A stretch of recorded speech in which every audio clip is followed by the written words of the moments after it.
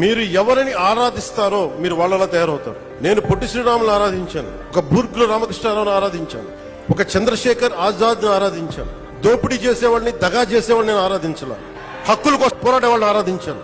10 సంవత్సరాలు పార్టీ పెట్టి నేను తగ్గి, సీట్ల విషయంలో తగ్గి, అందరి చేత తిట్లు తింటా, ఇంకా దిగజారిపోయాను ఇంకొకడు, ఎవరు మాట్లాడినా నేను తగ్గింది ఈ నీటి సాక్షిగా చెప్తున్నాను, అమరజీవి జలధార సాక్షిగా చెప్తున్నాను. రాష్ట్రానికి మంచి జరగాలి, మీకు మంచి జరగాలని నాకు స్వార్థమే లేదు. నాకు జీవితకాలంలో వాటర్ బాటిల్స్ కొనుక్కొని పెట్టుకోవచ్చు, ఊహించుకోండి.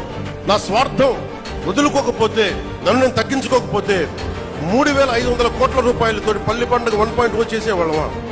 తద్వారా 4,007 కిలోమీటర్ల 4,000 కిలోమీటర్ల సిసి రోడ్లు వేయగలిగే వాళ్ళమా? నేనే కనుక నా స్వార్థం కోసం ఆలోచించి తగ్గించకుండా ఉంటే 1,00,000 ఫామ్ పాయింట్స్ కట్టేవాళ్ళమా? నేనే కనుక తగ్గకుండా ఉంటే 22,500 మినీ గోకులాలు కట్టేవాళ్ళమా? నేనే కనుక తగ్గకుండా ఉంటే 10,000 ఎకరాలు ఉద్యానవనాలు పంటలు పండేయా? నేనే కనుక తగ్గకుండా ఉంటే 7,000 కోట్లతో 8,000 కిలోమీటర్ల బీటీ మరియు సిసి రోడ్లు వస్తాయా? ఇంకొక 25,000 మినీ గోకులాలు వస్తాయా? 1,00,000 ఎకరాలు ఉద్యానవన పంటలు వస్తాయా? 1,500 అభివృద్ధి పనులు మొదలుపెట్టా విజయవంతంగా ఇది కూడా పూర్తి చేస్తామంటే నేను తగ్గి రాష్ట్రాన్ని పెంచాను, మీకు అందరినీ పెంచుతున్నాను.